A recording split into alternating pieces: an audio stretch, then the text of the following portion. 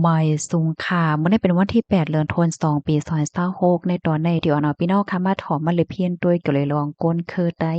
บางจื้อเนี่ยก็ได้มีความถามว่าเกิดเป็นก้นคือไต้ในกามลีหือกามให้เนาะในอยู่ค่ะเนาะขอตอบได้ก็ได้ขย้อนลาดว่าเป็นก้นกามลีค่ะนะย้อนก็เปิดสั่งเลยว่านั้นไหนมีปอกหนึ่งเนาะค่ะเนี่ยก็มีตื้อตางไหลท่วมผู้ใหญ่ก้นหลงผู้ลิเพียนผู้ค้นคว้าเขานะเปิ้นไข่เนว่าใน เมื่อปานปูหมอนนายาคือไตในนะหาปันตีอยู่ด้านเศร้าตีลีในเตเลยว่าหาไว้ปันปื้นตีอันหลีเต้ๆนะคะอ๋อพี่น้องค่ะฟังด้วยค่ะนะตีในเมืองคมตุมในเมืองใต้ค่ะเนาะชาสติกเนี่ยมีปื้นตีอันกว้างเลอเซเปิ้นค่ะเนาะเลอเซนั่นไหนมีน้ำลินหินผาเถินคือเนาะโตนไม้ก็มีแม่น้ำก็มีลิ้นก็ลีน่ะค่ะว่านะ เปิ้นว่าลิ้นเมืองใต้ในเมืองหนังในโซนในเฮือกห้าในไฮห้าไหนอำว่าเตผกอีหังก็มันผกไหลเนาะแม่นำก็เจินไสตาเตคดนำมอว่าสังว่าเฮ็ดจังไหนก็มันง่ายป้องว่ามีสะเผาว่าหลีหนานั้นขนาดเนาะนำเล่นหินพาว่าสังว่าเจ้าในแหน่แลเฮาเขาก็ได้ฟังหันแม่นค่ะนะดีอยู่หมู่วานพี่น้องใต้ในแหน่ดีอยู่หิมจำฝังน้ำห้าอำนั้นก็ ป้อไก่ป้อจำไหนป้องว่าไลตีหลีดิเต้เฮ็ดไหนคันนี่เฮียงเลยว่าซึ่งนั้นไหนเพราะว่ามาแตกด้วยต่างก้นต่างเคินไหนๆค่ะนะที่อยู่ตั้นเศร้าในมังมาเจอไหนก็มันมีรองตั้งอย่าเพิดรองน้ำมีรองตั้งอย่าเพิดตาเดผกเข้าผกพักเยอะนั่งเคี้ยวว่าเฮ็ดจังเนี่ยเนาะเพราะว่าเฮาค่ะมาด้วยในตรงวงใต้เฮาค่ะในจือมือป้านปูหมอนหั่นดอกถึงย่ำเหลียวค่ะนะมันมีรองตั้งอย่าเพิดสั่งก็เลยลองได้ค่ะเนาะ เพราะว่ากว่าผกหน้ากว่าซ้อมหน้าเนี่ยก็ไล่เข้าหลิกว่าเฮ็ดให้ก็ไล่เข้าผกหางก็มันไล่ผกหางก็มันออกเฮ็ดจั่งใดคะอ้อเลอซินั่นเยี่ยวก้วยมก้าเนี่ยค่ะนะนางลินเมืองใต้ในหากินเล่งต้องก็ง่ายหนาเนี่ยค่ะอ้อเหมือนหนังเฮิรนหลังหนึ่งค่ะเนาะมีเฮิรนหลังหนึ่งมีแว้งอันหนึ่งเฮ็ดจั่งใดเนาะแล้วก็มีนาให้ลอกหนึ่งผกเข้า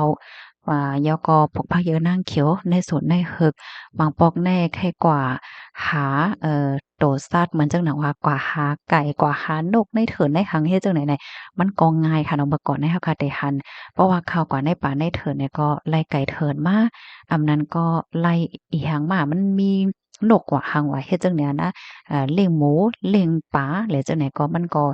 ง่ายค่ะเนาะบางปอกกว่าหาโตสัตว์ก็กว่าหาผักเหยอะนางเขียวในเถินในป่าเพราะว่าเขากว่าในเถินในแท้ก็ไลเมียวก็ตื้นว่าแต่ไลเมียวหนึ่งเนี่ย อันนี้เป็นรองกามหลีแท้ๆเนี่ยค่ะเอาต่างเมืองเนี่ยมีค่ะนะบางเมืองใดมันร้อนไหม้แห้งหนาในเป็นปังลายทรายค่ะเนาะพวกหังก็ไล่พวกหังก็ออกนะข้าวก็ในเถินในป่าก็ยามันมีผักเยอะนางเขียวอย่างเห็นเมียวเห็นนั่นน่ะนะบางเมืองทำกาดน่ะกัดน่ะอาลาปอออกเฮิรนก็ซัมพอเตะแข็งยาวเฮ็ดให้อย่าไปว่าแต่กว่าหาผักหาเยอะในเถินในป่าในสวนในเหิกลานั่นน่ะ กำแหน่เมืองใต้ในหากินเล่งต้องก็ง่ายฟิงฟ้าก็เข้มเปใจกัดก็มันจะเรียกว่ากัดเตกัดวาซัมพอเตแข็งค่ะเนาะไม้ก็มันจะเรียกว่าไม้เตไม้วาเนี่ยนะอ่าก็เปิ้นนั่นแหละคนใต้ในเกี่ยวนานะคะว่าเพราะว่าเกี่ยวหนายาวเนี่ยก็ส่งเฮ็ดป้อยเฮ็ดล่ามนั่นค่ะน่ะเนาะป้อยจอมวัดจอมเกียวว่าป้อยจอมวานว่าป้อยสางล่องว่าป้อยปีหมายว่าป้อยเกี่ยวป้อยม่วนป้อยหังเฮ็ดจังได๋ให้กวางให้ม่วงเฮ็ดไหนย้อนก็บ่ว่าก้นเคิดใต้ในมันไหลมาใจหังเฮ็ดจั่งใดอะนะเพราะว่าเฮ็ดจั่งใดติ๊กๆยาวเนี่ยเอาก็เอามาก็มันก็เฮ็ดให้ก้นเคิดใต้เฮาค่ะเนี่ยก็จับยามค่ะนะต่อพอฮอดถึงวันมื้อในเนี่ยเฮาค่ะก็ได้หันเลยว่าก้นเคิดใต้เฮาค่ะในสูงลองเกี่ยวลองม่วนเฮ็ดจั่งใดเนาะมาเจอก็ว่าป้อยนำแค่เนาะแล้วจังได๋เฮ็ดแนวนั้นน่ะเนาะเงาหงาลองตั้งมันได้แต่ก็มันเป็นไว้เฮ็ดจั่งใดเนี่ยค่ะว่า ก็แลยินเปิ้นไข่หนิป้ายหนินี่แหละค่ะก็ขึ้นออกมาไข่ในฝันพี่น้องเฮาค่ะเนาะพี่น้องค่ะถอมเหย้าค่ะโลดจ่องหันถึงว่ามันเป็นจังนั้นค่ะห้านั่นค่ะนำ เพราะว่าเฮาค้ามาด้วยต่างต่างเมืองแน่ซ้ำเนี่ยเจอเมื่อก่อนมื้อซื่นเจอเมื่อปานผมว่าในบางเคอในคำเจอไรตีค่ะนะคำมิตีแล้วก็มิตีเฮ็ดหากินเฮ็ดจังไหนแลเขาก็ไล่คัดจ้ายไล่จื้นไล่เมืองเลียงมาก่อแล้วก็เฮ็ดการแล้วก็เฮ็ดเมียวๆเฮ็ดจั่งใดเพิ่นตาเตไล่กินเล่งต้องเฮ็ดนั่นน่ะเนาะคัดใจติ๊กๆคัดใจกูวันๆแหวก็ถึงมาในวันมื้อนี้ก็เขาก็ ซับตั้งยามดีว่าคัดใจอยู่ตาเสเฮ็ดให้นั้นคั่นน่ะคนใต้เฮาได้มันบ่เลยแม่ใจหังตั้งกินก็หาง่ายที่อยู่ก็แคมป์ที่เล่นก็แคมป์เฮ็ดจั่งเนี่ยแกว่าปานมื้อเหลียวในซ้ำแหน่มันห่ำเหมือนปานมื้อกุพอเหี่ยวค่ะเนาะเปิ้นเอาไปหยายแข่งกันเปิ้นเอาปักเอาปึงแข่งกันเปิ้นเอาน้ำลิ้นเปิ้นมีลองตัดมักน้ำลิ้นหินผาก่อแล้วก็เดเลมีวัดเดเลมีไว้ป้อเดกว่าต่างเมืองเขาเดเลมีพับข้ามเมืองให้เนาะมื้อเหลียวห่ำไปเป็นเทคโนโลยีเที่ยงเฮซังเฮเฮ็ดให้นั้นคั่นน่ะ เพราะว่าเฮาคาซ้ำอยู่มันเก่าเฮาอำไลเล็บเฮียนในตอนไหนเนี่ยก็อำสางถกก็มานำเฮ็ดให้เฮานั้นตกหลาตกเลื่อนเปิ้นกว่าแปดไลเนี่ยค่ะเนาะเพราะว่าเฮาข้ามเคิดเปิ้นสางถกก็ห้ำถุงยาเปิ้นมาป่นแปลนไลให้แหน่นั่นน่ะลองตั้งมันได้เป็นจังได๋เนี่ยค่ะอ้อนั่นแล้วค่ะเนาะเปิ้นแล้วก็มีความร้อนวนความอันหนึ่งค่ะเนาะแค่ย้อนฝากตอนปันค่ะคือใต้นายว่าพ่อใต้อำฮักในอำนี้ไผฮากว่าเรียนเมืองใต้ในพ่อใต้อำฮักใต้อำคมกันแก่ดแขใต้อำอยู่ได้ก็เปิ้นได้มาอยู่ในว่าพี่น้องเขาค่ะอ๋อค่ะนี่ก็มีหมวกกันน็อกค่ะเนาะก็ยินจมถึงปลาเคียบหางค่ะนะเคียบหางอันพี่น้องค่ะไหลหันอยู่พ่องย่ามมาเหลียวในเป็นที่ตากงเนี่ยค่ะเนาะเดี๋ยวย้อนมาถ่อมข่าวหน้าโหนในอีกหนึ่งค่ะ ปางป้อยเจ้าจ๋าจึงได้ขอบขบ79ปีที่เว้งตากงปางป้อยวันเจ้าจ๋าจึงได้ขอบขบ79ปีในวันที่7เดือนธันวาคมปี2026ที่เว้งหลงตากงกอไหลใจตั้งหัวคอวันคือใต้ในเสียวก็จัดเฮ็ดกว่านะคะ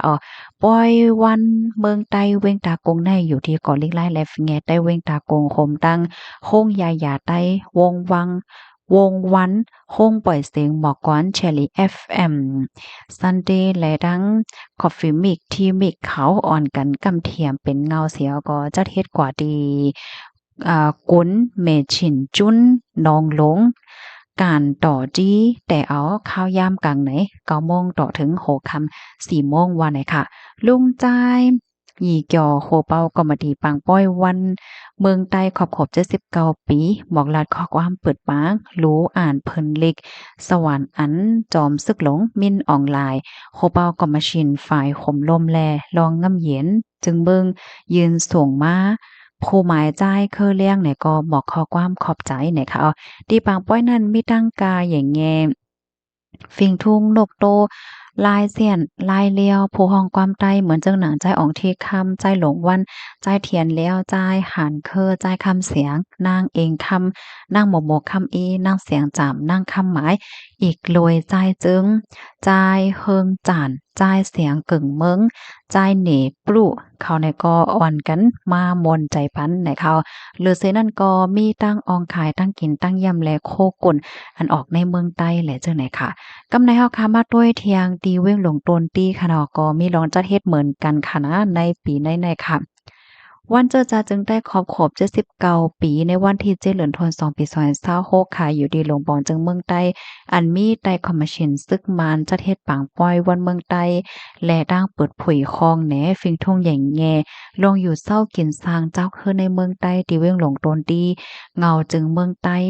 ปางป้อยเฮ็ดสร้างอยู่ดีกลางป่างโฮมไฟมินอเวีย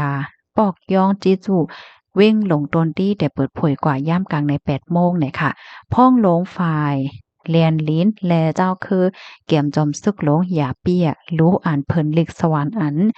จอมจึงโจกข้าวโหเปากอมชินฝ่ายห่มลมง่ำเย็นจอมซึกหลงมินออนไลน์ยืนส่งปันนันเสียก็อู้อ่องก็เป็นจอมพ่องหลงเมืองใต้ซ้ำไหนบอกลาดขอความตรงตักวันเมืองใต้ไหนยาวค่ะ ตีปังป้อยนั่นค่ะโมจุ่มเหย่งแงฟิงทุ่งเจ้าเคอเมืองใต้อ่อนมนใจปันตั้งกาเสียก้วยมกามีปาตั้งห้องในฟิงทุ่งเหย่งแงลงอยู่เศร้ากินสร้างเจ้าเคอในเมืองใต้เหมือนจังหนานเจ้าเคอใต้หลีสู้ลาโหทันโนทันนอเจ้าหนองอังซาต่องเลิศปะโอเก่ากลางย่างลายย่างหลำขางเจ็มเจ้านั้นหรือเสนั่นก็มีปางเข่งเลนแห้งห้องขายโคกุ่นโกเซียนแซนปาตังลดเคิงลดกาเสียก็ เปิดเผยกว่าต่อพอถึงวันเมืองคมตุ๋มวันที่12นั่นวันไหนคะอค่ะข้อมูลตอนในค่ะเลยปุยมาที่ห้องการข่าวเงาหางเสียงใต้เตรียมต่างไว้เนี่ยค่ะเนาะอยากก็ยินจมถึงป้าเจ้าแคบหางเนี่ยค่ะเนาะใบสูงค่ะ